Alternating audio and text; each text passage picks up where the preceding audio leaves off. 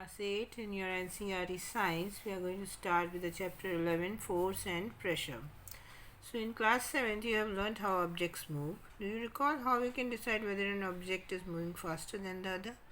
आप जानते हैं कैसे हम ये डिसाइड करते हैं कोई चीज़ दूसरी चीज़ से ज़्यादा तेज़ चल रही है? उसकी स्पीड से। अगर स्पीड ज़्यादा है तो वो चीज़ भी ज़्यादा तेज़ी से मूव कर रही है। तो स्पीड क्या होती है आपको बताया जा चुका है। Speed is the distance covered in unit time. कितना डिस्टेंस कितने टाइम में कवर किया जा रहा है ये उसकी स्पीड है। जैसे किलोमीटर पर आवर, कितना किलोमीटर एक घंटे में कोई ऑब्जेक्ट कवर कर रहा है, बस, स्कूटर या ट्रेन, तो वो उसकी स्पीड होती है। हो सकता है 60 किलोमीटर पर आवर हो या 80 किलोमीटर पर आवर। इसी तरह अगर कहा जा रहा है कि 120 किलोमीटर इन 2 आवर्स, तो पर आवर कितनी हो गई? 120/2 is equal to 60 kilometres per hour. तो स्पीड अब ये बता देती है हमें कि कोई भी ऑब्जेक्ट कितना तेज़ चल रहा है। So what does the distance moved by N object in unit time indicate? Unit का मतलब एक, चाहे वो 1 मिनट हो, 1 सेकेंड हो या 1 आवर हो। तो कितनी दूरी वो चली है, दूरी जो है किलोमीटर, मीटर, सेंटीमीटर, मिलीमीटर, किसी में भी आप इंडिकेट कर सकते हैं। जो एसआई यूनिट है, स्टैंडर्ड इंटरनेशनल यूनिट, वो है मीटर पर सेकेंड। 1 सेकेंड में कोई चीज़ कितना मीटर चली है, हम उससे एसआई यूनिट्स में उसको इंडिकेट करते हैं। उसी को आपकी बुक में फॉलो किया जाता है, एसआई यूनिट्स को। तो जो है that is speed. And you also know that a moving object like a ball rolling on the ground slows down. जब आप किसी गेंद को ज़मीन पर चलाते हैं थोड़ी देर बाद वो अपने आप रुक जाती है। समटाइम्स इट में change is direction of motion, कई बार उसकी दिशा बदल जाती है। It is also possible that the ball में slow down and also change its direction. ये भी हो सकता है कि धीमी भी हो जाए और अपनी दिशा भी बदल ले। Have you ever wondered what makes an object slow down और गो फास्टर और change its direction of motion? तो आपने सोचा है इस बारे में कि कोई भी चीज़ धीमी क्यों हो जाती है या तेज़ क्यों चलती है या उसकी डायरेक्शन क्यों बदल जाती है? Let us recall some of our everyday experiences. What do you do to make football move? आपको एक फुटबॉल रखी हुई है, उसको आपको चलाना है, तो आप क्या करेंगे? यू विल किक इट, है ना? You are going to kick it. पैर से भी मार सकते हैं, उठा के आप हाथ से भी फेंक सकते हैं उसको। तो how does a goal keeper stop a ball? और कोई गोल कीपर है तो वो बॉल को रोकता कैसे है?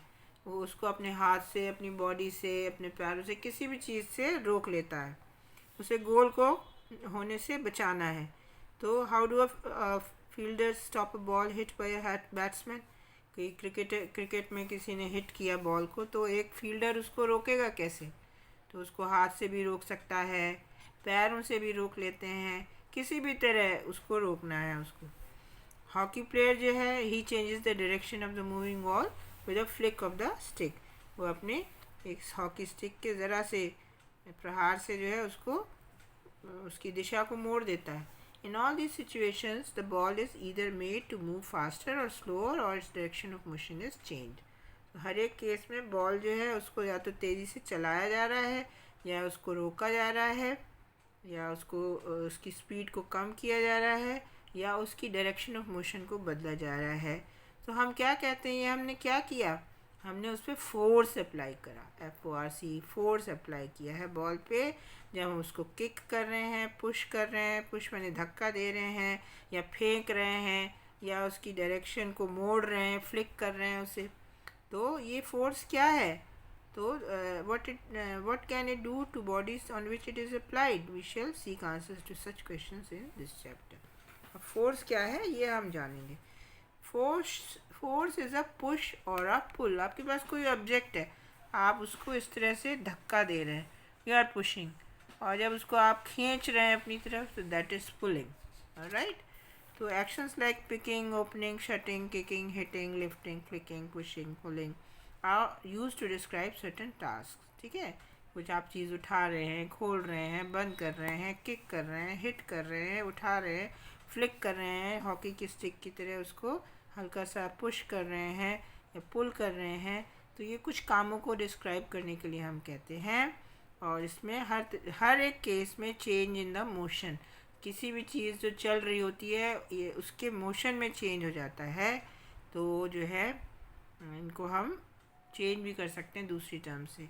अब क्या है, देखिए फोर्स क्या कर सकता है, रुकी हुई चीज़ को चला सकता है, चलती हुई चीज़ को रोक सकता है, और या फिर हम उस पर फोर्स लगाएं तो चलती हुई चीज़ की डायरेक्शन बदल दी, दूसरी तरफ उसको चला दिया, या दाएं या बाएं और किसी भी डायरेक्शन में, और या फिर जो है आप उसका जो है थोड़ा सा उसकी डायरेक्शन बदल सकते हैं। तो ये सारी काम हम जो है ये फोर्स की मदद से कर रहे हैं।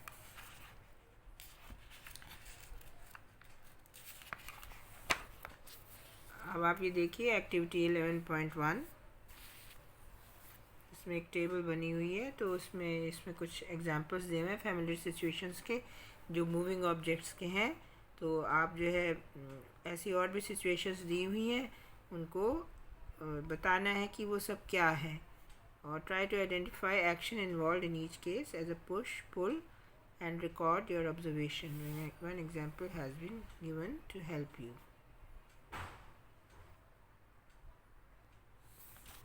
So we will find out what action we are performing while moving a book placed on a table.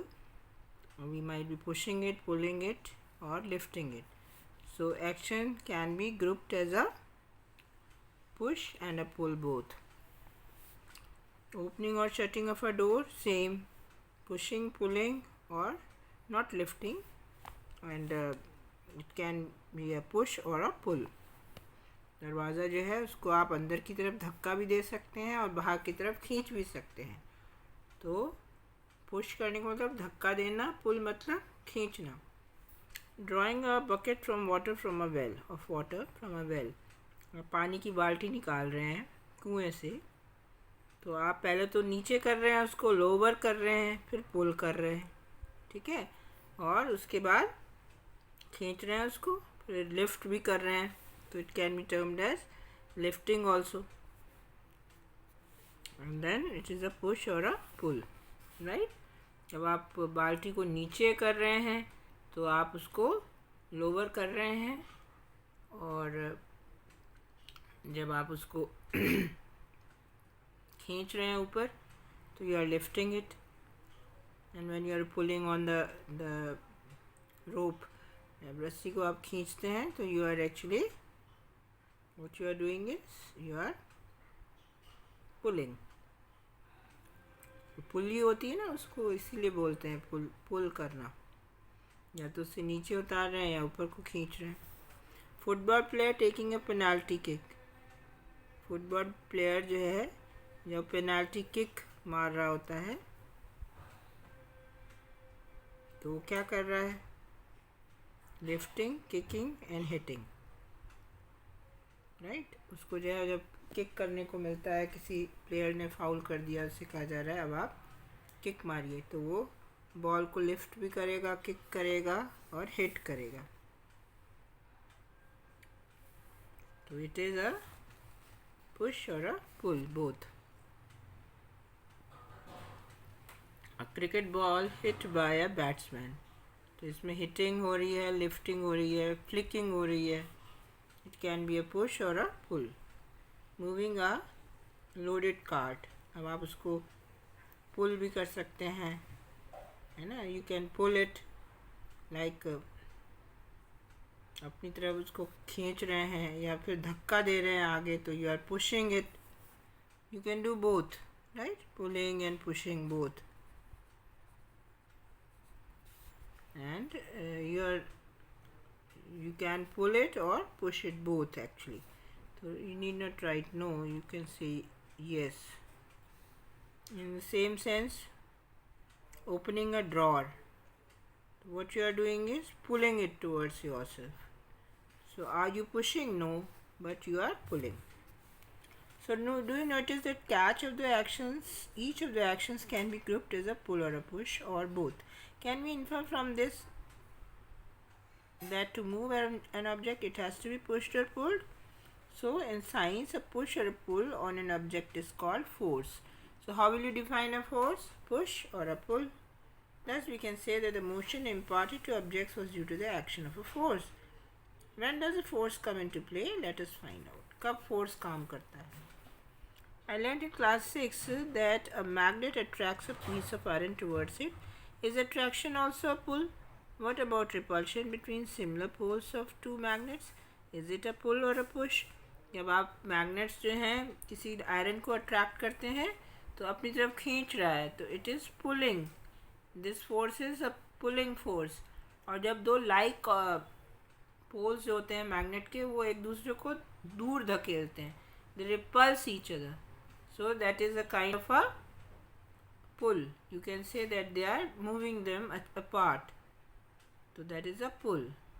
So you can say that they are moving away from each other. That is also a force. Forces are due to an interaction. Suppose a man is standing behind a stationary car. रुकी हुई car के पास एक व्यक्ति खड़ा है. Will the car move due to his presence? No. Suppose the man now begins to push the car. अब वो उसको धक्का दे रहा है. That is, he applies a force on it. उसके ऊपर force लगा रहा है. तो वो हो सकता है मूव करे उसी डायरेक्शन में जिस डायरेक्शन में फोर्स इज बीइंग अप्लाइड. ये तो है नहीं कि इधर फोर्स लगा रहा है और पीछे की तरफ चलेगी. उसी डायरेक्शन में चलेगी जिस डायरेक्शन में फोर्स लगाया जा रहा है. तो पुश कर रहा है वो कार. अब आप ये देखिए, यहाँ पे दोनों गर्ल्स एक दूसरे के ऊपर फोर्स लगा रही हैं, तो एक दूसरे को पुश कर रही हैं, but because the forces are equal, so therefore nobody is affected, means they are balancing each other. अब आप ये देखिए, यहाँ पे ये हाथ पकड़ के दोनों अपना गोल गोल घूम रही हैं, तो इसमें they are actually pulling each other, but because they are pulling each other with equal force, so that's why it is balanced. और ये गोल गोल घूमेंगी. मान लीजिए एक जो है उसने पुल करना छोड़ दिया, तो दूसरी वाली जो है वो उसको खींच लेगी और वो गिर पड़ेगी. तो फोर्सेस यहाँ पे बैलेंस हो रहे हैं, राइट. अब जैसे आदमी एक बैल को खींच रहा है, तो अब या तो ये इसका फोर्स ज़्यादा है तो ये बैल उसकी तरफ खींच जाएगा. अगर बैल ज़्यादा ताकतवर है तो वो उसको अपनी तरफ खींच लेगा. तो और अगर दोनों बराबर हैं तो वैसी की जैसी स्थिति रहेगी, ना वो इधर जाएगा ना इधर आ पाएगा. ऐसा है. तो इस तरह से ये फोर्सेस होते हैं. आप ये 3 सिचुएशंस दिखाई गई हैं. तो कहाँ पे आप पुल कर रहे हैं, अपनी तरफ खींच रहे हैं, और कहाँ पर धक्का दे रहे हैं. तो पुश एंड पुल. तो ये पुश कर रही हैं एक दूसरे को, जबकि यहाँ पर ठीक है ये लड़कियाँ पुश कर रही हैं एक दूसरे को, और ये जो गर्ल्स हैं पुल ईच अदर.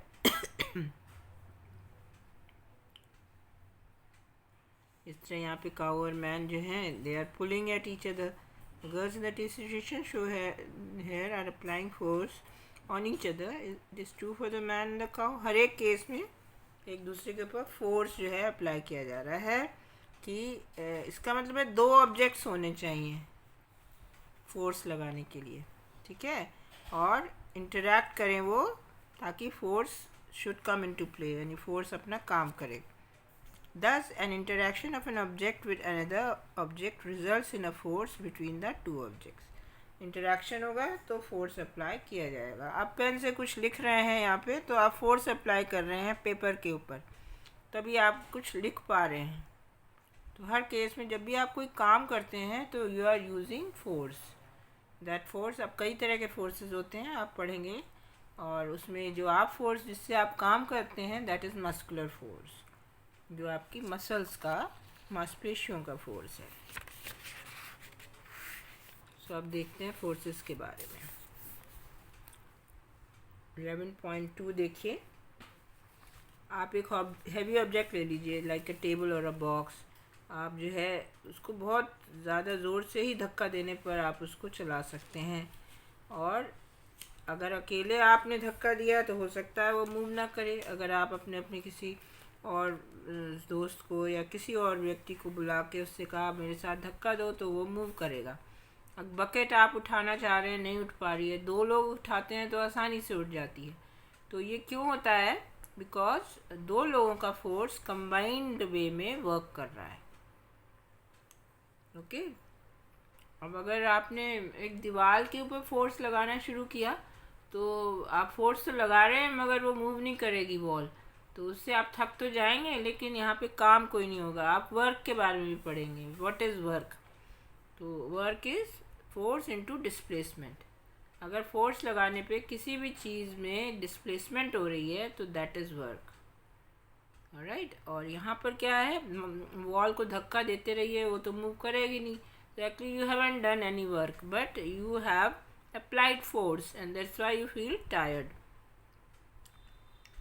तो have you ever seen a game of tug of war? Tug of war आपने देखी होगी।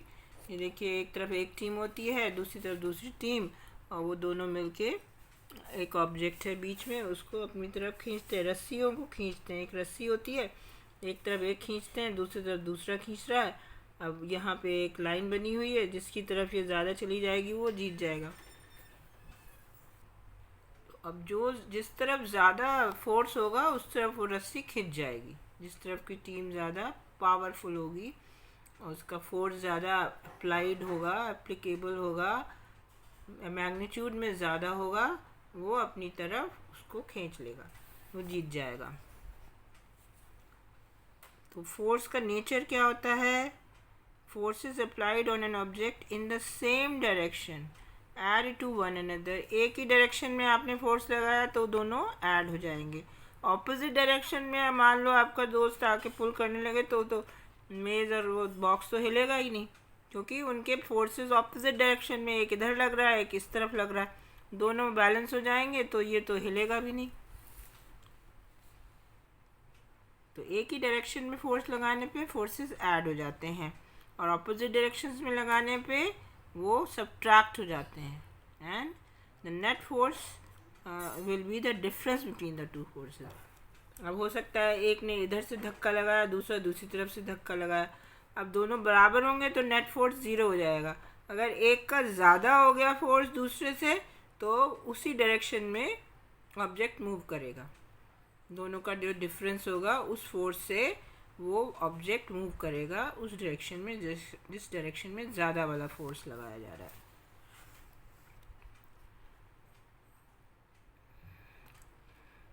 तो एक फोर्स दूसरे से ज़्यादा या कम हो सकता है और उसको हम एक्सप्रेस किससे करते हैं? Magnitude, MAGNITUDE। उसका कितना, उसकी वैल्यू है, कितना मैग्नीट्यूड है, और ये भी बताना पड़ता है कि किस डायरेक्शन में लग रहा है।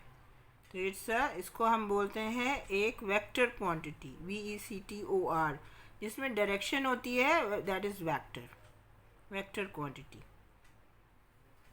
So if the direction or the magnitude of the opposite forces changes, its effect also changes। जहाँ आपने डायरेक्शन बदली उसका इफेक्ट भी बदल जाएगा। और नेट फोर्स कब ज़ीरो होगा? जब दोनों अपोजिट डायरेक्शन में लगने वाले फोर्सेस बराबर होंगे। अब एक ही ऑब्जेक्ट पे हो सकता है कई फोर्सेस एक्ट कर रहे हों और जो इफेक्ट होगा वो नेट जो फोर्स होगा जो उस पर एक्ट कर रहा होगा वो होगा। A force can change the state of motion. कभी भी आप उसकी स्टेट ऑफ मोशन को बदल सकते हैं फोर्स के ज़रिए। चलती हुई चीज़ को रोक सकते हैं, रुकी हुई चीज़ को चला सकते हैं, चलती हुई चीज़ को की स्पीड कम कर सकते हैं या स्पीड को बढ़ा सकते हैं या उसकी डायरेक्शन को बदल सकते हैं। आप जो है एक रबर बॉल ले लीजिए, उसको टेबल पे रखिए और अब जो है उसको धीरे से धक्का दे दीजिए और वो जो है चल पड़ेगी। अब उसको जो है जब चल रही है तो और एक धक्का दीजिए तो उसकी स्पीड बढ़ जाएगी।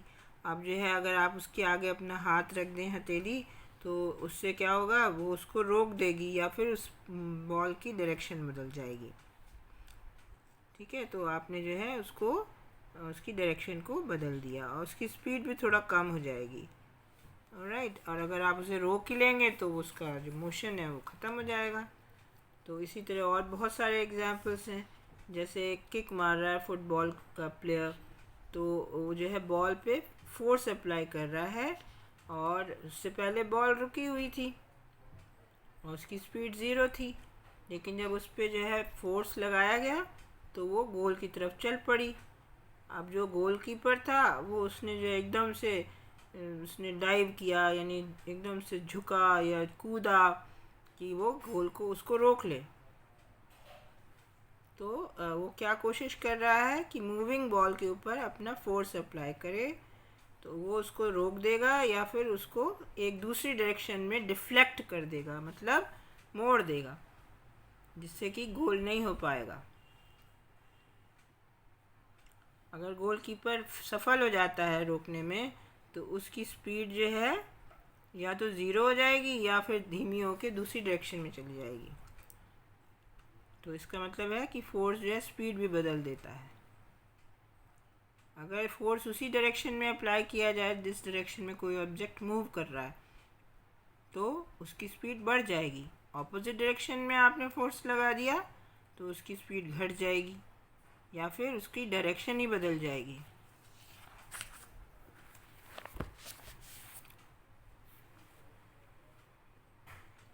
अब हम देखते हैं क्या होता है। अब मान लीजिए आपने जो है एक बॉल ली और उसको आपने एक मेज़ पर या किसी लेवल सरफेस पे रख दिया, और उसको जो है अब उसको मूव किया थोड़ा सा धक्का देके। आप जो रूलर आपके हाथ ज्योमेट्री का होता है, जो आपका स्केल होती है, तो उसको क्या करेंगे, उसके रास्ते में ले आएंगे इस तरह से। यहाँ पे उसके रास्ते में हमने यहाँ से धक्का दिया और रास्ते में उसके रूलर रख दिया। तो अब क्या होगा कि यहाँ से जो बॉल आ रही थी उसकी डायरेक्शन ही बदल जाएगी। यही तो आपने लाइट में भी पढ़ा था। लाइट की रेस सीधी लाइन में चलती हैं। जब वो किसी सरफेस से टकराती हैं, जो कि ग्लास सरफेस होती है या शाइनिंग सरफेस होती है, जिसके दूसरी तरफ पेंट होता है और उसके आर पार वो नहीं जा सकती, तो वो अपनी डायरेक्शन मोड़ लेती हैं और उनका जो उनका नॉर्मल कहलाता है, बीच की लाइन जो उससे परपेंडिकुलर है उस सरफेस से। और आपने पढ़ा था कि angle of the incidence is equal to the angle of reflection. ये आप लाइट में पढ़ेंगे। तो यहाँ पर यही हो रहा है, बॉल जो है टकरा के दूसरी डायरेक्शन में चली गई,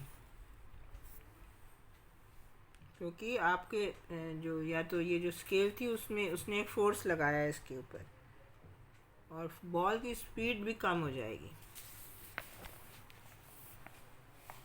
और भी उदाहरण देख लीजिए। वॉलीबॉल में क्या हो रहा है कि जो प्लेयर्स हो रहे हैं अपने पुश कर रहे हैं, बॉल को धक्का दे रहे हैं मूविंग बॉल को अपने टीममेट से, ताकि वो विनिंग मूव बना सके। यानी कि एक तरफ बॉल आई, उसने अपने साथी को बॉल जो है पुश कर दी, उसने बहुत ज़ोर से उसको पुश किया, जिससे कि दूसरी तरफ वो टीम जो है उसको नहीं पिकअप कर पाई और एक पॉइंट मिल गया उनको। राइट, तो स्मैश भी कर देते हैं, बड़ी ज़ोर से मारते हैं एकदम उसको, जिससे कि उसको कैप्चर ही ना किया जा सके। क्रिकेट में भी शॉट मारा जाता है जब बॉल के ऊपर फोर्स अप्लाई किया जाता है बैट से। तो बॉल आई है वहाँ बॉलर से एक डायरेक्शन में, और क्रिकेटर ने उसको किसी और डायरेक्शन में हिट कर दिया। तो जो है कई बार वो हिट ही नहीं कर पाया, तो वो उसी डायरेक्शन में आ गई, तो उधर विकेट कीपर ने उसको पकड़ लिया। तो इसमें डायरेक्शन जो है हम चेंज कर रहे हैं फोर्स की मदद से। तो अ change in either the speed of an object or its direction of motion or both is described as a change in its state of motion। तो जब कोई भी चीज़ जो है उसकी स्पीड में चेंज आ जाता है या डायरेक्शन ऑफ मोशन में, तो उसको change in its state of motion कहते हैं। Thus force can bring a change in the state of motion of an object। So what is state of motion? It is the speed and the direction of motion। The state of rest is considered to be the state of zero speed। An object may be at rest or in motion, both are its states of motion। रुका हुआ है या चल रहा है, कौन सी speed से चल रहा है, ये सब स्टेट ऑफ मोशन है। और उसकी डायरेक्शन भी आपको देखनी पड़ती है। इसका मतलब क्या है कि application of force will result in a change in the state of motion of the object. So now it is common experience that many a time application of force does not result in a change in the state of motion. For example, a heavy box may not move at all even if you apply the maximum force that you can exert. You see, in the same way, when you push a wall, there is no change in its state. So that means every time the force does not work.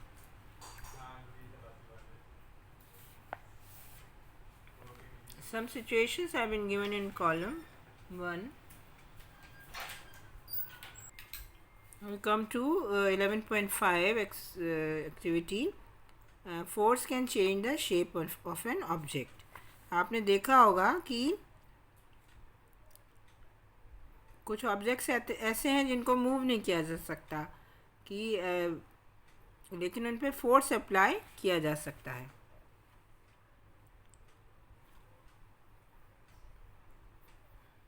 तो आपको ये देखना है कि force का क्या क्या affect होता है अलग अलग सिचुएशंस में. जैसे कि जब आप लंप ऑफ डो और अ प्लेट, तो ये है, उसको आप क्या कर रहे हैं, उस पर फोर्स अप्लाई कर रहे हैं अपने हाथों से. इस तरह से जब आटा गूंदा जाता है तो वहाँ पे क्या हो रहा है? Is there a change in the state of motion? No, but there is a change in the shape, right. इसी तरह spring fix to the seat of a bicycle. आपकी जो साइकिल की जो सीट होती है उसमें स्प्रिंग लगा है. अब आप उसके ऊपर बैठ गए तो अब क्या हो रहा है, उसमें कोई भी उसमें change in the state of motion नहीं हो रहा है, लेकिन शेप बदल रहा है. इसी तरह आपने एक हुक से रबर बैंड को लटका दिया या फिर नेल के ऊपर लटका दिया. अब उस पर आपने एक वेट को हैंग कर दिया, तो उससे भी क्या हो रहा है, स्टेट ऑफ मोशन में तो कोई चेंज नहीं हो रहा, लेकिन शेप बदल रही है उसकी. अब मान लीजिए आपने 2 ब्रिक्स ली, उनके बीच में एक स्केल रखी और उसके ऊपर एक ब्रिक रख दी, तो आप क्या देख रहे हैं, थोड़ा सा वो बेंड हो जाती है. तो उसकी मोशन में तो कोई बदलाव नहीं आ रहा, वो चलनी पड़ रही है या रुक नहीं रही है, लेकिन उसके शेप में बदलाव आ जा रहा है. ठीक है, तो ये कंडीशंस ऐसी हैं. अब आप बैलून को भी जब आप प्रेस करते हैं तो उसकी शेप बदल जाती है. तो इसका मतलब है कि आप एक बॉल को दबाएं या आप किसी आटे को गूंदें तो उससे चपाती बनाएं आटे से. इन सारे केसेस में the force on an object में चेंज इट्स शेप, उसका शेप बदल जाएगी. So what does a force can do? It can make an object move from rest, change the speed of the object if it is moving, change the direction of motion of an object, and it can also bring about a change in the shape of an object, or it can cause all these effects. ये सब आप कब तब करेंगे जब आप force apply करेंगे. Without applying a force you cannot do any of these activities. आप कहेंगे पत्ते जो हैं उड़ते हैं हवा में अपने आप, नहीं, जो विंड की फोर्स है वो उनको हिला रही है. और आप तो जानती हैं अगर विंड की स्पीड बहुत ज़्यादा हो जाए, आपने पढ़ा है साइक्लोन्स के बारे में, टॉर्नेडोज़ के बारे में, तो how much force winds can have, air can have, moving air is wind. So these forces are at work, right?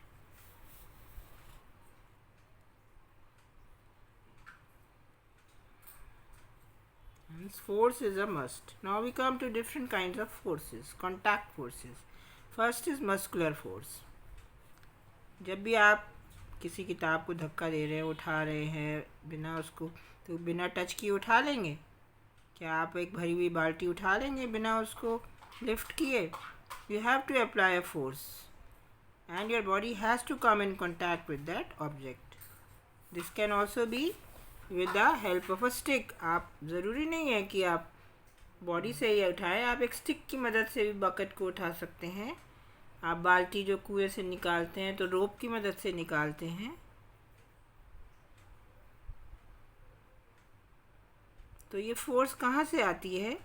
It is caused by the action of our muscles, and the force resulting due the action of muscles is known as the muscular force. जो weight lifters होते हैं, they pick up huge weights due to their muscular force. Body building की जाती है तो उसमें muscles develop की जाती हैं। तो उसमें किस तरह की डाइट खाई जाती है? Proteinaceous diet. ये जो भी आप आटा की बनी चीज़ें या मैदा या ये जो ब्रेड खाते हैं मैदे की, ये जितनी चीज़ें जो मैदे से फ्लावर से बनी होती हैं, और या फिर राइस हो गया, जो पोटैटोस हो गए, ये चीज़ें जो होती हैं ये फैट्स को बढ़ाती हैं। प्रोटीन्स जो होती हैं वो मसल्स बनाती हैं, तो प्रोटीनेशियस डाइट खानी पड़ती है। जैसे दालें जो होती हैं, all the pulses they have got a lot of protein in them and people have to eat that. Eggs are there, then the non-vegetarian food also contains a lot of protein, and milk is a complete diet in itself. It contains all the ingredients of a balanced diet, and dry fruits, and you can say that such foods which have got a lot of protein in them, they increase your muscular power. We get some energy drinks also, and some powders which are available in the market, but for that a gym is essential. So it's better to have muscular force rather than fat in your body. मोटे लोगों के अंदर शरीर में क्या होता है? Fat इकट्ठा हो जाता है, which is not at all good, and it is bad for your health and heart also. तो जो भी काम हम करते हैं, मूव कर रहे हैं, अपने शरीर को झुका रहे हैं, एक्सरसाइज कर रहे हैं, तो जो है ये सब हमारे मस्कुलर फोर्स की वजह से होता है। अब जैसे आपने डाइजेशन में पढ़ा था कि जो फूड जो है एलिमेंट्री ALIMENTARY एलिमेंट्री कैनाल में जो है वो पुश हो रहा है, तो क्या ये मस्कुलर फोर्स है? हाँ बिल्कुल। जो हमारे जो स्टमक की जो मसल्स होती हैं तो वो लगातार फूड को पुश करती हैं, और लंग्स जो होते हैं वो भी एक्सपैंड करते हैं, कॉन्ट्रैक्ट, कभी फैलते हैं कभी सिकुड़ते हैं। जब हवा अंदर जाती है तो फैलते हैं, बाहर आती है तो सिकुड़ते हैं। तो ये अपने आप ही ये हो रहा है। तो ये कब होता है expansion? When we inhale air and when we exhale air, then the lungs contract. So these muscles, they are acting on their own, so they are known as involuntary muscles. कुछ जो हमारी मर्जी से चलती हैं वो voluntary muscles हैं, right? तो जितनी एक्टिविटीज़ हमारी बॉडी में, जितने भी प्रोसेसेस चल रहे हैं, अपने आप ही हार्ट अपने आप बीट कर रहा है। When the child is in the womb only, the heart starts beating, means pumping blood throughout the body, and it goes on pumping blood till our last breath. So this is the muscles of heart are involuntary muscles and they act on their own. Now you know that there are bullocks, बैल जो होते हैं उनकी muscular power से जो है सामान ढोया जाता है। There are other beasts of burden जिनको बोलते हैं, like horses, donkeys, camels. So they use their muscular force to complete the different tasks, and they are contributing a lot to the energy needs of our country, because in villages still we have bullock carts and tongas and horse-ridden carts which are doing a lot of work. So muscular force can be applied only when it is in contact with an object. So therefore it is called a contact force. Alright, बहुत सारे ये contact force में आता है, when the two objects have to be in contact for the force to work. Now there is another kind of force which you will read in your next chapter in detail, and that is friction. अब आपने एक ball को ज़मीन पे फेंका, अपने आप वो धीमी हो जाती है, फिर रुक जाती है। आप जो है स्टॉप कर दीजिए बाइसिकल को पैडल करना, तो क्या होगा? धीमी हो जाएगी और रुक जाएगी। कार और स्कूटर का इंजन बंद कर दीजिए तो जो है अपने आप ही वो थोड़ी देर चल के और रुक जाएगी। इसी तरह आप बोट जो है उसको जो है रो करना बंद कर दीजिए, तो अपने आप ही वो थोड़ी देर बाद रुक जाएगी। या हो सकता है हवा चल रही हो तो हवा की फोर्स से वो थोड़ी देर चलती रहे। तो इसका मतलब है कि जब वो रुक गई है तो क्या उनके ऊपर कोई फोर्स नहीं वर्क कर रहा था, स्पीड जो है डिक्रीज़ हो गई और रेस्ट पे आ गए ये लोग। तो ये सब ऐसा क्यों हुआ?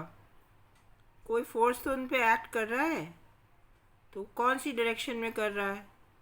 तो ये फ्रिक्शनल फोर्स है, FRICTIONAL।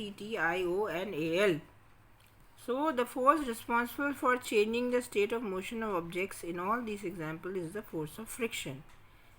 It is the force between the surface of an object and the object that is moving, which brings it to a rest.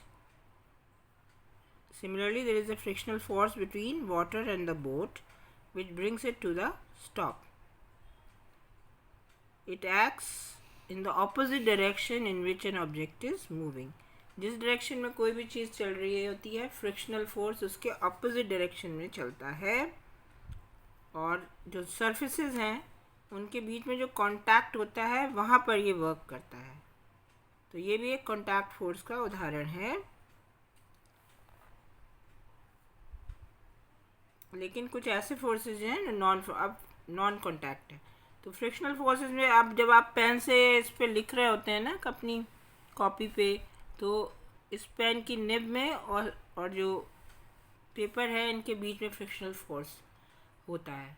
जब चॉक से बोर्ड पर लिखते हैं तो भी चॉक के और बोर्ड के सरफेसेस में फ्रिक्शनल फोर्स हो रहा है।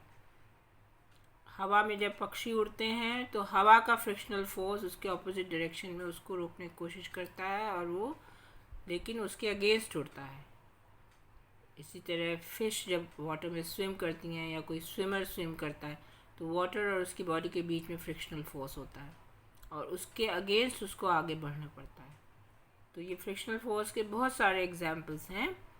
साइकिल चल रही है रोड पे, या कार चल रही है, बस चल रही है, तो इन सब के बीच में, उनके पहियों में और रोड के बीच में फ्रिक्शनल फोर्स होएगा। ट्रेन चल रही है पटरियों पे, तो पटरियों में और उसके पहियों के बीच में frictional force. So friction is also very important also. और फ्रिक्शन ही की वजह से आपके जितने भी कलपुर्जे होते हैं, जो आपके पार्ट्स होते हैं, mechanical parts of your machineries, they wear off, वो घिस कर जो है ख़राब हो जाते हैं, तो they have to be change. इसी तरह जब आप कार या बस में या जो भी व्हीकल है उसमें आप अपने मशीन पार्ट्स में ग्रीजिंग करते हैं। It can be a dry lubricant और a grease which is semi liquid, so they also reduce friction so that the life of machinery is prolonged. And sometimes it happens that you might have seen that your doors creak a lot because there is a frictional force working between its joints, between the wood and the metal. So you have to grease it, you have to grease its joints so that it stops creaking. So this is this frictional force is always working. And why does it work? The surface of a paper, it is not absolutely smooth. If you see it under a microscope, you will see heights and valleys in it. यानी कि ये rough surface है, और जो दूसरी चीज़ उसके ऊपर चलेगी उसकी भी सरफेस एकदम स्मूथ नहीं होगी, तो वो जो है आपस में इंटरलॉकिंग हो जाती है, जिससे वो फ्रिक्शनल फोर्स क्रिएट हो जाता है। अगर स्मूथ सरफेस होती है, जैसे कि आप जानते हैं, मान लीजिए आइस है चिकनी, उसके ऊपर आपने एक बॉल को चला दिया तो आप देखेंगे कि वो बहुत दूर तक जा रही है। लेकिन आप रफ ग्राउंड पे आप बॉल को चलाएंगे, थोड़ी दूर जाके रुक जाएगी। तो जहाँ पे कम रफ होगी सरफेस, वहाँ फ्रिक्शनल फोर्स भी कम होता है। तो अभी आप कितने तरह का होता है फ्रिक्शनल फोर्स, ये आप नेक्स्ट चैप्टर में पढ़ेंगे। तो अब हम आते हैं नॉन कॉन्टैक्ट फोर्सेस पे। तो पहला हम देखते हैं magnetic force.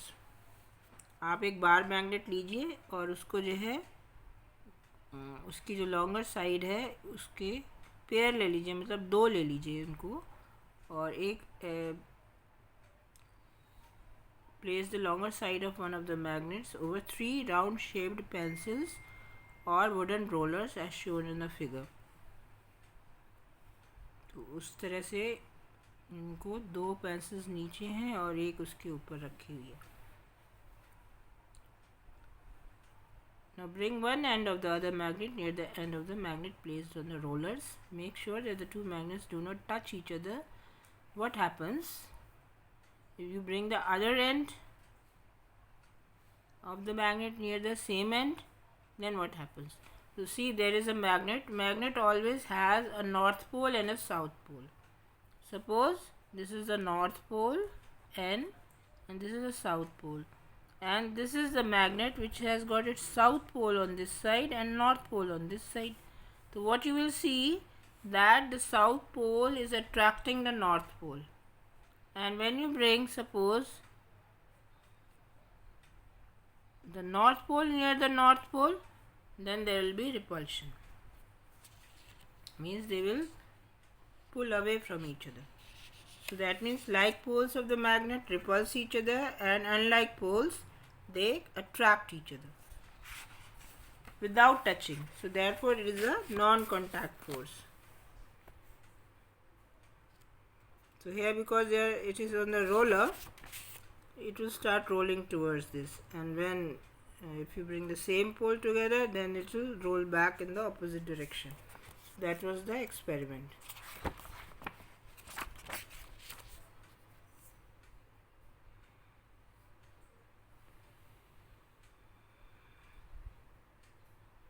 So this is also an example of pull and push. When there is attraction, there is a pull, and when there is repulsion, there is a push. Learn the spelling of repulsion: repulsion. So this is an example of non-contact force. So therefore a magnet can exert a force on another magnet without being in contact with it. This force exerted by a magnet is an example for non-contact force. Suppose it attracts a magnet towards itself, it is pulling the magnet towards itself. This is also an example of a non-contact force, because without touching the magnet has attracted without touching the iron object, the magnet has attracted it towards itself. Another kind of a non-contact force is electrostatic force. Now take a plastic straw and cut it into two equal pieces. Suspend one of the pieces from the edge of a table with the help of a piece of thread. Now hold the other piece of straw in your hand and rub its free end with a sheet of paper. Bring the rubbed end of the straw near the suspended straw. Make sure that the two pieces do not touch each other. So what do you observe? So next, rub the free end of the suspended piece of straw with a sheet of paper. Again, bring the piece of straw that was rubbed earlier with paper near the free end of your suspended straw. What do you observe now? This is activity 11.7. So we see that the one which was rubbed with a piece of paper is attracting the suspended plastic straw, right? And if you bring the one which was rubbed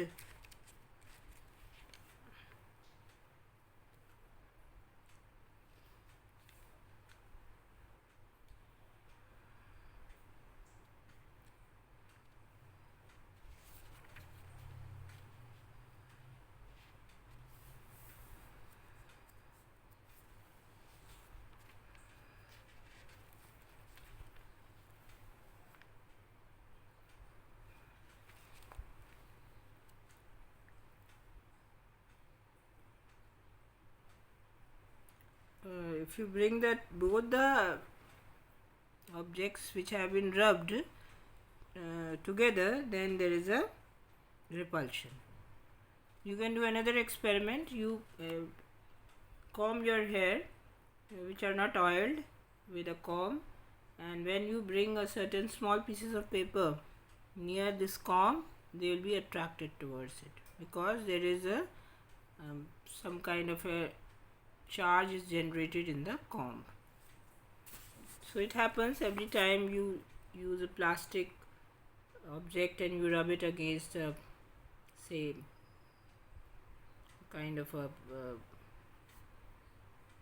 muslin cloth, then the charges will be developed on it. So there are two kinds of charges, positive and negative, which you will also learn in future when you learn electricity. And positive charges will repel positive charges, and positive charges will attract negative charges. So in nature there are two kinds of charges, positive and negative. So what kind of charge this has developed? The straw has developed, plastic straw has developed an electrostatic charge when you rub it with a sheet of paper. It is an example of a charged body. So what is electrostatic force? The force exerted by a charged body on another charged or uncharged body is known as electrostatic force. So when does it comes to play? When the bodies are not in contact. So it is an example of a non-contact force. And you will learn in detail about electricity when you come to higher classes. Then we come to gravitational force. आप किसी coin को या pen को जो है गिरता है तो वो नीचे ज़मीन पे जाता है. लीव्स और फ्रूट्स जो वो भी ज़मीन पे आके गिरते हैं. तो क्यों ऐसा हो रहा है? जैसे कि आपको पता है न्यूटन ने डिस्कवर किया था कि एप्पल सर पर ही क्यों गिरा, मेरे आके कहीं और क्यों नहीं गया. कोई भी चीज़ को ऊपर से हम फेंकते हैं नीचे ही जाती है. क्यों? कोई उस पर कोई फोर्स एक्ट कर रहा है. हाँ, ये फोर्स कौन सा फोर्स है? अर्थ का फोर्स है, क्योंकि earth is pulling everything towards itself, and this is called a force of gravity और just gravity or gravitational force. It is an attractive force and it acts on all the objects, and it acts all the time on us without our knowing it. Why does water flows downward? नदियाँ हमेशा ऊपर से नीचे क्यों बहती हैं? पानी ऊपर से नीचे क्यों आता है हमेशा? बारिश का पानी इधर उधर क्यों नहीं उड़ जाता है ना? तो ये सब फोर्स ऑफ ग्रेविटी की वजह से या ग्रेविटेशनल फोर्स की वजह से है. इनफैक्ट हमारा पूरा यूनिवर्स जो है उसमें ऑब्जेक्ट्स जो है, चाहे छोटे हो चाहे बड़े हों, ये दूसरे ऑब्जेक्ट पे एक फोर्स एक्सर्ट करता है और ये फोर्स ग्रेविटेशनल फोर्स कहलाता है. आप आगे जाके पढ़ेंगे that this is equal to F is equal to G m1 m2 upon d square. दोनों ऑब्जेक्ट के मासेस का मल्टीप्लाई करिए और डिवाइड करिए उनके डिस्टेंस के स्क्वायर से, तो आपको, और उसको एक कांस्टेंट g से मल्टीप्लाई करेंगे तो आपको ग्रेविटेशनल फोर्स मिलेगा. ये आप डिटेल में आगे जाके पढ़ेंगे. अब आप कहेंगे कि फिर अगर हम दो ऑब्जेक्ट एक दूसरे को फोर्स लगा रहे हैं तो फिर धरती के ऊपर तो चीज़ें फोर्स लगा रही होती है, तो वो क्यों नीचे धरती क्यों खींच लेती है? Because the mass of the earth is much greater than the objects, any object. Therefore, the effect of the pull of the earth is more. सूरज के चारों तरफ प्लैनेट्स क्यों चक्कर लगाते रहते हैं? गिर क्यों नहीं पड़ते इधर उधर? Because the sun is a very much bigger than the planets, and there is a force of attraction acting between the planets and the sun. So due to that gravitational pull, the planets keep on circling the sun. Now we come to pressure. You know that strong winds जो storm या cyclone में आती हैं rooftops को उड़ा देती हैं, और ये क्यों होता है? एयर प्रेशर में डिफरेंस की वजह से. क्या डिफरेंस है between, there is any relation between pressure and force? आपको पता है ना, जब बहुत तेज़ स्पीड से जब विंड्स उड़ती हैं तो प्रेशर कम हो जाता है. तो रूफ टॉप के ऊपर जो है प्रेशर कम हो गया, जो अंदर प्रेशर है रूम के वो ज़्यादा हो गया, तो रूफ टॉप उड़ गई. राइट? तो इसलिए जो है उसके रूफ के ऊपर एक प्रेशर लगा, तो यानी कि दोनों में कनेक्शन है. तो क्या कनेक्शन है ये याद कर लीजिए, ये समझ लीजिए उसको. Pressure is equal to force acting per unit area. Right? Per unit area का मतलब क्या है? 1 centimetre square, 1 metre square, 1 kilometre square, किसी भी यूनिट में आप लिख सकते हैं। और फोर्स, राइट, तो force upon area, that is pressure. Force acting per unit area is the pressure on which it is acting. तो अब इसके बहुत सारे एग्जाम्पल्स आप देखिए, इसको हम ऐसे लिख लेते हैं, P is equal to F upon A. Area आप जानते हैं ना, लेंथ इंटू ब्रेड्थ होती है। तो अब एक बात याद रखो, फोर्स की यूनिट न्यूटन होती है, न्यूटन। और एरिया की हो जाएगी metre square, centimetre square, millimetre square, kilometre square, can be expressed in any unit. तो प्रेशर की यूनिट हो जाएगी न्यूटन पर मीटर स्क्वायर, क्योंकि हम एसआई यूनिट्स में मीटर लेते हैं। तो फोर्स की, प्रेशर की यूनिट हो गई न्यूटन पर मीटर स्क्वायर, राइट। अब एक बात याद रखिए कि अगर 1 न्यूटन वर्क कर रहा है तो pressure you can say is inversely proportional to area. Area जितना ज़्यादा होगा प्रेशर उतना कम होगा, एरिया जितना कम होगा प्रेशर उतना ज़्यादा होगा। फोर्स जितना ज़्यादा होगा प्रेशर उतना ज़्यादा होगा, फोर्स जितना कम होगा प्रेशर उतना कम होगा। डायरेक्टली प्रोपोर्शनल है ना, P is directly proportional to force. तो इसका क्या मतलब है कि अब आप एक नेल लीजिए, नेल का जो हेड है उससे आप उसको दीवार में ठोकने की कोशिश करेंगे तो वो नहीं जाएगा, लेकिन जो पॉइंटेड एंड है उससे आप उसको एक हैमर से जब उसको दीवार में लगाएंगे तो आसानी से चला जाएगा। क्यों? क्योंकि जो पॉइंटेड जो एंड है उसका एरिया कम है। अब जब आपने फोर्स लगाया तो प्रेशर उस पर ज़्यादा पड़ा। जो आपके नाइफ्स हैं या कटिंग टूल्स हैं, दे आर वेरी शार्प, उनका एरिया हम कम कर देते हैं। एरिया कम करने से प्रेशर ज़्यादा लग जाता है, फोर्स लगाने से तो चीज़ें आसानी से कट जाती हैं। अब आप ये बताइए, आपके ये जो बैग्स हैं इनके जो स्ट्रैप्स हैं वो चौड़े होते हैं, अगर आप पतले लेंगे तो वो कंधे ही आपके काट देंगे। तो चौड़े क्यों रखते हैं? एरिया ज़्यादा हो गया तो प्रेशर आपके ऊपर कम पड़ रहा है। ट्रैक्टर्स के टायर्स इतने बड़े बड़े होते हैं, स्पेशली पिछले टायर्स, ताकि जब वो कीचड़ में चले या मिट्टी में चले तो प्रेशर जो आप इंजन लगा रहा है, फोर्स लगा रहा है, एरिया ज़्यादा होने से प्रेशर कम हो जाता है, फैल जाता है, जिस वजह से फंसता नहीं है टायर। इसी तरह आप कभी रेत पर जा रहे हैं तो जैसे लेडीज़ जो होती हैं पॉइंटेड हील्स पहन लेती हैं, तो वो तो बिल्कुल धंस जाती है रेत में। तो पॉइंटेड हील पहन के कभी भी बीच पे नहीं जाना चाहिए, क्योंकि हील का एरिया कम होता है और बॉडी का जो प्रेशर पड़ता है, फोर्स लगता है, तो प्रेशर ज़्यादा हो जाता है, तो हील जो है वो धंस जाती है रेत में।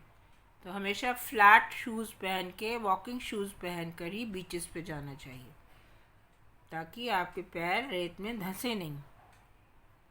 तो ये डे टू डे एग्जाम्पल्स हैं जो आप देखते हैं इस बार इस फॉर्मूले के।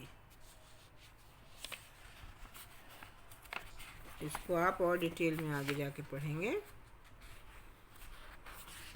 और एग्जाम्पल क्या है इसकी?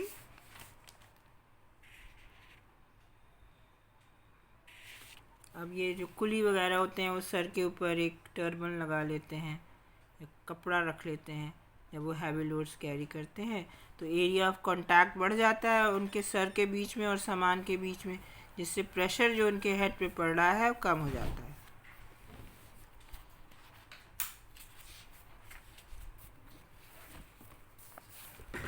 तो एरिया हमने बताया डिनोमिनेटर में है, तो जितना छोटा एरिया उतना ही ज़्यादा प्रेशर होगा, जितना ज़्यादा एरिया उतना ही कम प्रेशर होगा सर, जहाँ पर भी आप अप्लाई कर रहे हैं फोर्स को।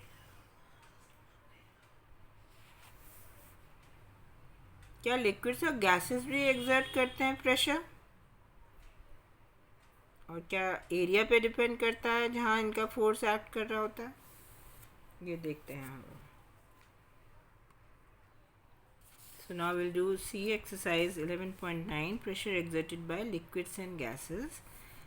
Take a transparent glass tube or a plastic pipe. Length of the pipe should be 15 centimeter and diameter should be 5 to 7.5 centimeter, of this kind, right? A pipe. Now you put a thin sheet of good quality rubber, a balloon like, and stretch it tightly over one end and keep it in a vertical position. Now ask your friend to pour some water in this pipe. So what will you see? That the balloon here bulges out. So that means the water is exerting pressure on the balloon and its shape has changed. So now if you pour more water in this column, the balloon will bulge more. So that means the pressure exerted by the liquid is directly proportional to the water column from which the pressure is being exerted. So it depends upon the height of the column. इसकी ये जो column है इसकी height कितनी है पानी की, इस पर डिपेंड करेगा. इस तरह अब आप एक प्लास्टिक बॉटल ले लें और कोई भी सॉफ्ट ड्रिंक की बॉटल ले लें और उसमें साइड में जो है एक सिलेंड्रिकल ग्लास ट्यूब लगा दें बॉटम के पास, और क्या करें उसको थोड़ा सा हीट कर लें ग्लास ट्यूब को और फिर तुरंत ही उसको इंसर्ट कर दें उसमें. It should be hollow, not solid glass tube. अगर लीकेज है तो उसको किसी वैक्स से आप कवर कर सकते हैं, वैक्स से सील कर सकते हैं और वहाँ पर आप एक बैलून लगा दें जहाँ पे आपने एक ग्लास ट्यूब लगाई थी. अब आप क्या करें, इसको पानी से भर दें तो भी आप क्या देखेंगे, बैलून बल्ज कर गया है. ज़्यादा पानी ऐड करेंगे तो ज़्यादा बल्ज करेगा. सो दैट मीन्स वॉल्स के ऊपर भी पानी जो है प्रेशर डाल रहा है, तभी तो यहाँ पर उसका प्रेशर यहाँ आ गया और उसको उसने बल्ज कर दिया. So that shows that the liquid exerts pressure on the walls of the container. जिसमें वो रखा होता है उसकी walls पे भी प्रेशर लगाता है.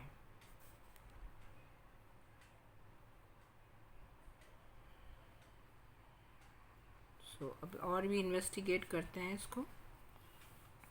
एक एम्प्टी प्लास्टिक बॉटल ले लें और सिलिंड्रिकल कंटेनर ले लें. कोई भी आप टिन भी यूज़ कर सकते हैं या फिर कैल्शियम टैल्कम पाउडर की बॉटल यूज़ कर सकते हैं. उसमें 4 होल्स एक ही दूरी पर बना लें.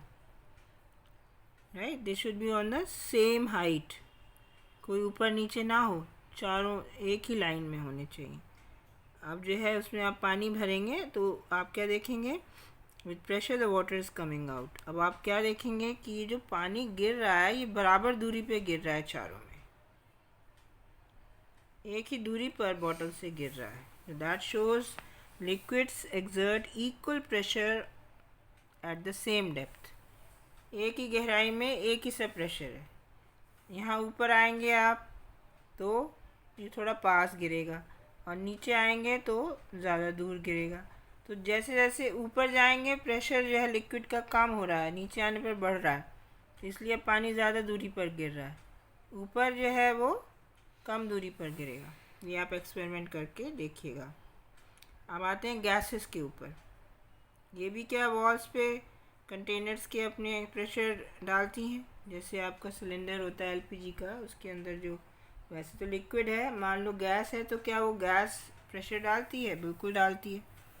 उसी प्रेशर की वजह से तो आपके टायर्स वगैरह जो होते हैं वो जो है दे रिमेन रिजिड, और आप उन्हीं की वजह से आप उनको चला पाते हैं. अगर इसमें हवा नहीं होगी तो वो चल नहीं पाएंगे.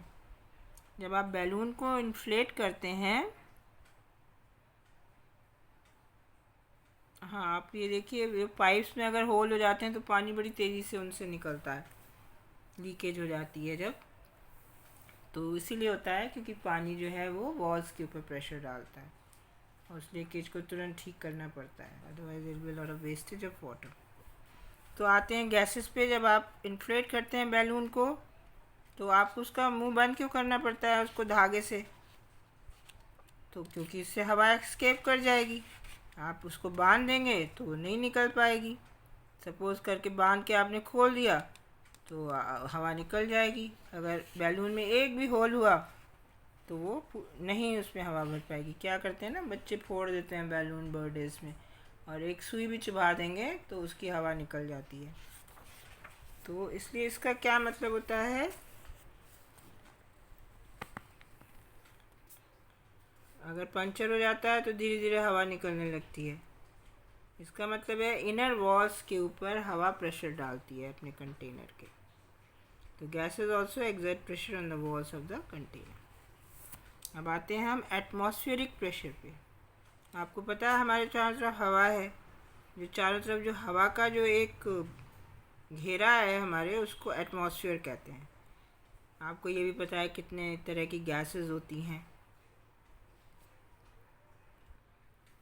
सो वी कम टू इन एटमॉस्फेरिक प्रेशर। सो आप जानते हैं चारों तरफ हमारे हवा है और उसको एटमॉस्फेयर कहते हैं।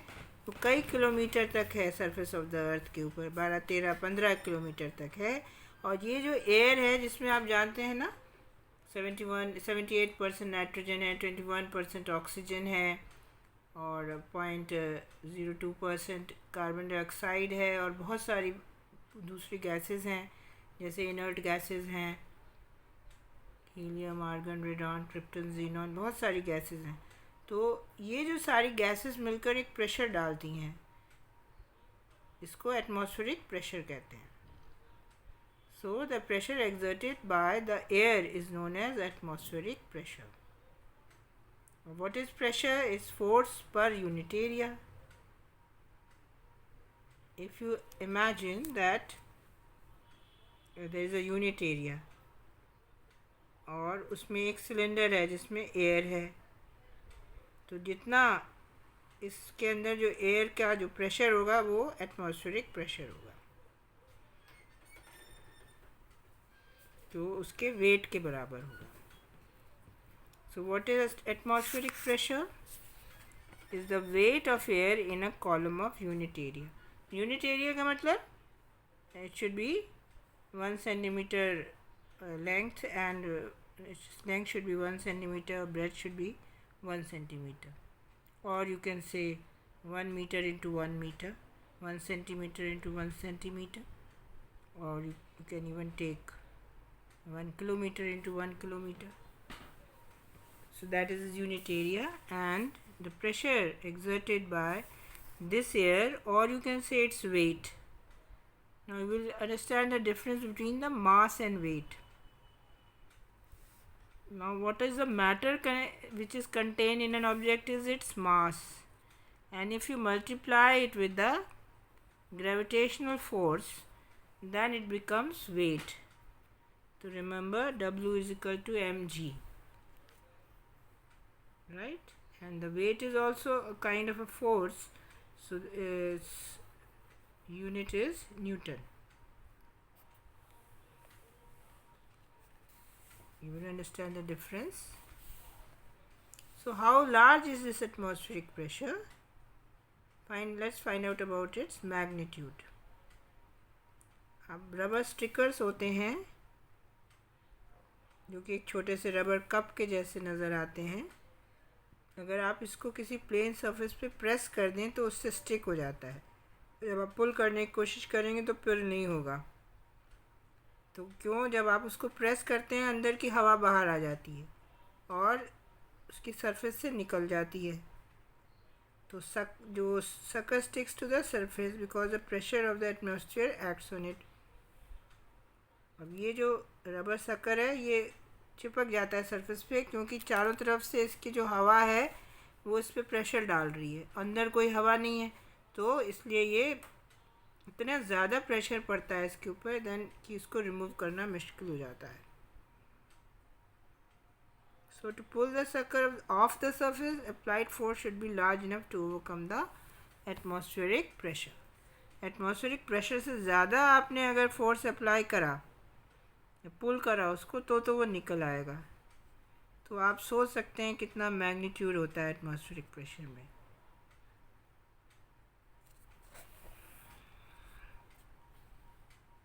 अगर बिल्कुल ही हवा नहीं होगी ना इसके शक्कर के अंदर, तो जो है बिल्कुल मुश्किल हो जाएगा हमारे लिए इसको निकालना। तो यहाँ पर एक देखिए एक एक्सपेरिमेंट किया गया था। ऑटो वॉन ग्वेर्क ने, एक जर्मन साइंटिस्ट था 17वीं सेंचुरी का, उसने एक पंप बनाया आउट ऑफ अ वेसल, और इस पंप से उसने डिमॉन्स्ट्रेट किया कि कितना होता है एयर प्रेशर। उसने दो हॉलो मेटालिक हेमिस्फीयर्स लिए, आधे आधे गोले मेटल के, जो लगभग 51 सेंटीमीटर डायमीटर के थे, और उनमें से हवा को पंप आउट कर दिया। उसके बाद 8 घोड़े उसने हर हेमिस्फीयर पे लगा के उनसे खिंचवाना चाहा ताकि वो अलग अलग हो जाएं, मगर वो नहीं हो पाए।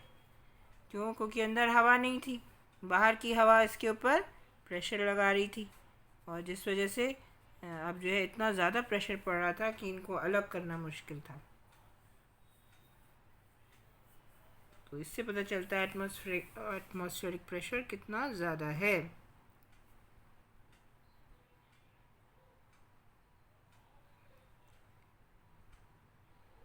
तो वेट कितना है एयर का कॉलम में, और हाइट कितनी है, और एरिया कितना है, तो it is nearly equal to the weight of an object of mass 225 kg और 22,500 Newton.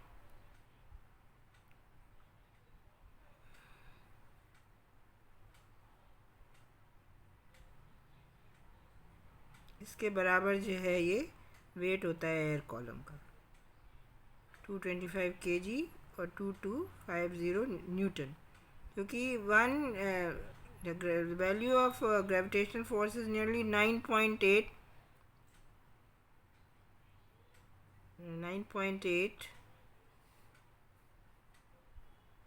Newton per meter square. So now you multiply your kg, weight in kg, with 10, nearly 10. You will get your weight in Newton. This is your mass. Mass is 225 kg. Multiply it with 10, you will get the weight in Newton. Now this atmospheric pressure also is very very large. Why aren't we crushed under it? Because the pressure inside our bodies is also equal to the atmospheric pressure and cancels the pressure from outside. हमारे अंदर की body का भी pressure इतना ही होता है. And you know why do people get old? Because all the time we have to act against the gravitational force and against the atmospheric pressure. So people get old and weary, and one day ultimately one dies. So this is also a reason for getting, this gravitational force is one of the reasons for our getting old. So now we come to the exercises. Give 2 examples each of situations in which you push or pull to change the state of motion of objects. आप एक rubber ball को जो है एक smooth surface पे रखिए और push दीजिए, चलने लगेगी किसी स्पीड से। अगर रास्ते में कोई रुकावट ले आएंगे उसके रास्ते में, तो वो मूव करना बंद कर देगी। तो here a push is given to the ball at rest to change its state of motion. Now if a child is placed on a hanging swing in the state of rest, and the swing is pulled again and again by a rope, swing will move to and fro with a speed. If the pull is bigger, the swing will move with a bigger distance. This is an example of pull. झूले पे बच्चा बैठा है, उसको आपने झुलाया, ज़्यादा आपने push किया उसको, तो ज़्यादा तेज़ी से झूला झूलेगा. Give 2 examples of situations in which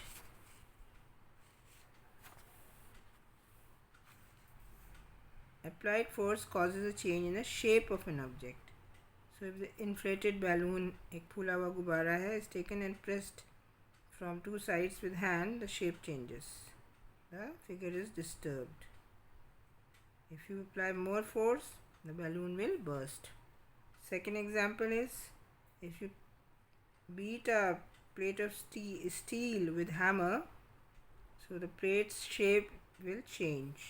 The figure will become distorted. टेढ़ी मेढ़ी हो जाएगी वो।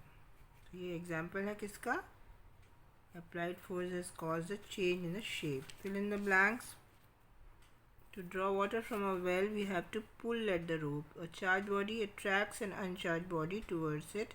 To move a loaded trolley, we have to push it. The north pole of a magnet repulses the north pole of another magnet. South pole को attract करेगा, north pole को ripples करेगा. तो रिपल्सिस. An archer stretches her bow while taking aim at the target. आपने देखा होगा archers तीरंदाजों को निशाना लगाते हुए. She then releases the arrow. उसके बाद वो एरो को छोड़ देती है. तो अब कहाँ मूव करने लगता है? टारगेट की तरफ. तो आप बताइए हमें कि यहाँ कौन कौन से फोर्सेस वर्क कर रहे हैं. To stretch the bow, the archer applies a force that causes a change in its shape. जब उसने स्ट्रेच किया अपने तीर, उसको अपने कमान को, तो उसका शेप बदल गया. और जब उसने स्ट्रेच किया तो कौन सा फोर्स लगाया? Muscular force.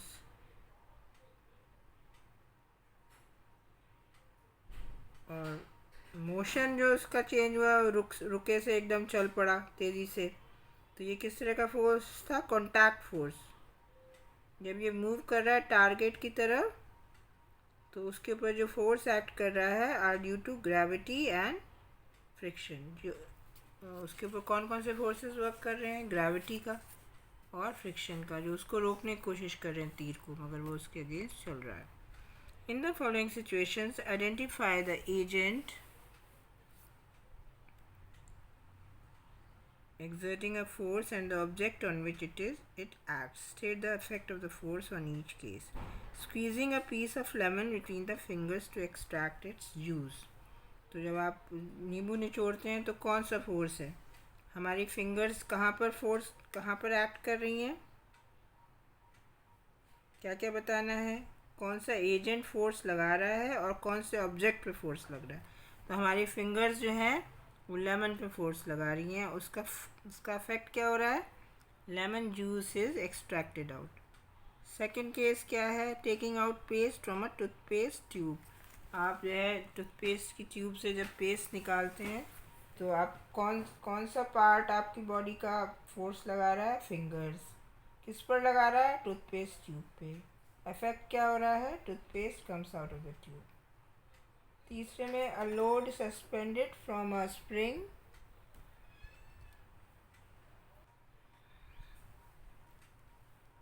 थर्ड केस में a load suspended from a spring while its other end is on a hook fixed to a wall. कोई स्प्रिंग है, वो फिक्स्ड है वॉल पे, और उसके नीचे हमने एक कोई वेट रख दिया. तो जो वर्क कर रहा है, जो फोर्स कौन एग्जर्ट कर रहा है? लोड. किस पर कर रहा है? स्प्रिंग पर. इफेक्ट क्या है? The spring expands. वो जो है खिंच जाती है. An athlete making a high jump to clean the bar at a certain height. जो ऊंची कूद करते हैं ना, एक बार लगा दी जाती है, उसके ऊपर से कूदना होता है. तो यहाँ पे फोर्स कौन लगा रहा है? एथलीट. किस पर लगा रहा है? लेग्स पे, हार्ट पे और लंग्स पे अपने. इफेक्ट क्या हो रहा है? ही जंप्स द हाइट. वो उस ऊंचाई से कूद जाता है. Question number 6. A blacksmith hammers a hot piece of iron while making a tool. How does the force due to hammering affect the piece of iron? अब जब एक ब्लैकस्मिथ जो होता है, लोहार, जब गर्म लोहे पे वार करता है अपने हैमर से, हथौड़े से, तो उस पर क्या असर पड़ता है? उसका शेप जो है वो बदल जाता है. फ्लैट हो जाता है और पतला हो जाता है.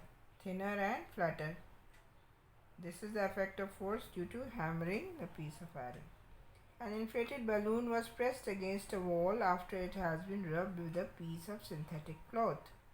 It was found that the balloon sticks to the wall. What force must be responsible for the attraction between the balloon and the wall? एक आपने फूला हुआ बैलून लिया और उसको रब किया एक सिंथेटिक क्लॉथ से. कॉटन के नहीं, सिंथेटिक नायलन है या और कुछ मिक्स्ड नायलन है. तो उसको जब आपने रब करके वॉल से लगाया तो वो वॉल से जो है स्टिक करेगा, चिपक जाएगा. कौन सा फोर्स वर्क कर रहा है? Electrostatic force. Name the forces acting on a plastic bucket containing water held above the ground level in your hand. Why the forces acting on the bucket do not bring a change in its state of motion? कौन कौन आपने एक bucket जो है उसमें पानी भरा हुआ है, आपने उसको उठा रखा है, तो आपको ये बताना है कौन सा फोर्स इस पर काम कर रहा है और जो फोर्स वर्क कर रहा है बकेट पे वो उसको इसकी मोशन में चेंज क्यों नहीं कर रहा है। तो क्या फोर्स एक्ट कर रहा है? The pressure of water contain in it is exerting force on it's wall and the base of the bucket. एक तो ये फोर्स वर्क कर रहा है। दूसरा फोर्स है gravitational force of the earth या gravity of the earth. And the water is contained in a bucket and the pressure of the force is exerted on the wall of the bucket, which is sufficient to take it as a force. As the bucket is held in my hand, so I overcome the force of gravity of the earth. That is why these forces do not bring a change in its state of motion. अब क्योंकि मैंने उठा रखी है बाल्टी, तो gravitational force को मैंने ओवरकम किया हुआ है, क्योंकि जो भी हम काम करते हैं it is against the gravity, और बकेट को उठाते हैं वो भी अगेंस्ट ग्रेविटी, इसलिए उसकी मोशन में चेंज नहीं होता।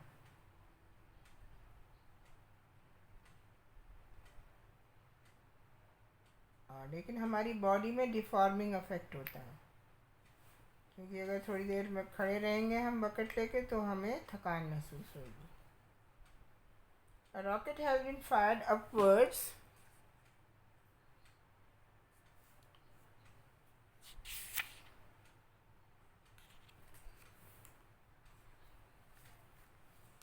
to launch a satellite in its orbit. आप जानते हैं सैटेलाइट्स को जो है रॉकेट्स के ज़रिए पहले उनको बहुत ही तेज़ी से स्पीड से ऊपर भेजा जाता है और वहाँ से उसको उस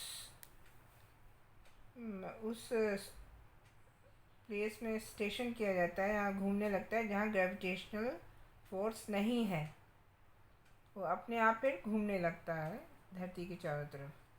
तो आप रॉकेट से उसको लॉन्च करते हैं सैटेलाइट को ऑर्बिट में, ऑर्बिट माने गोल जो रास्ता है उसका। तो उस पर कौन से दो फोर्सेस हैं जो उस पर एक्ट कर रहे हैं रॉकेट पे जब वो लॉन्चिंग पैड को छोड़ता है?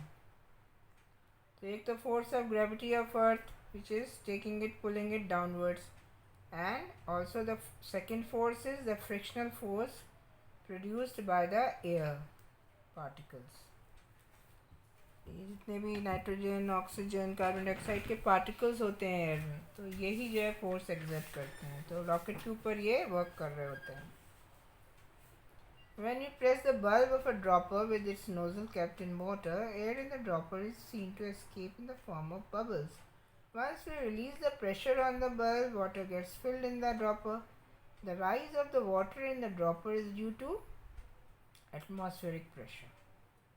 क्योंकि जब आपने ड्रॉपर को जो है प्रेस किया तो उसके अंदर की हवा निकल गई, अब जो है बाहर की हवा ने अंदर प्रेशर डाला और उस खाली जगह में पानी ऊपर आ गया। इसको सक्शन पुल भी बोलते हैं। जैसे पानी रूट्स जो हैं एब्जॉर्ब करती हैं ट्री की, और उसमें बहुत छोटी छोटी कैपिलरीज होती हैं पेड़ों के अंदर या तने में, पत्तियों में, तो ये पानी जो है सक्शन प्रेशर से या सरफेस टेंशन से ऊपर को चला जाता है। आप जानते ही हैं इतने ऊंचे ऊंचे पेड़ होते हैं तो सबसे ऊपर की पत्ती तक भी पानी पहुंच जाता है। It is due to this pressure, column pressure जिसको बोलते हैं, क्योंकि पत्तियों से पानी लगातार उड़ता रहता है और जो खाली स्पेस है तो वहाँ दूसरा पानी वहाँ आता जाता है। तो पत्तियों से पानी उड़ने के प्रोसेस को ट्रांसपिरेशन बोलते हैं। अभी आपने पढ़ा था फॉरेस्टेशन में वाटर साइकिल जो है मेंटेन रहती है। क्यों? क्योंकि पत्तियों से लगातार पानी उड़ता है और ज़मीन से पानी खींचा जाता है जड़ों के द्वारा, रूट्स के द्वारा।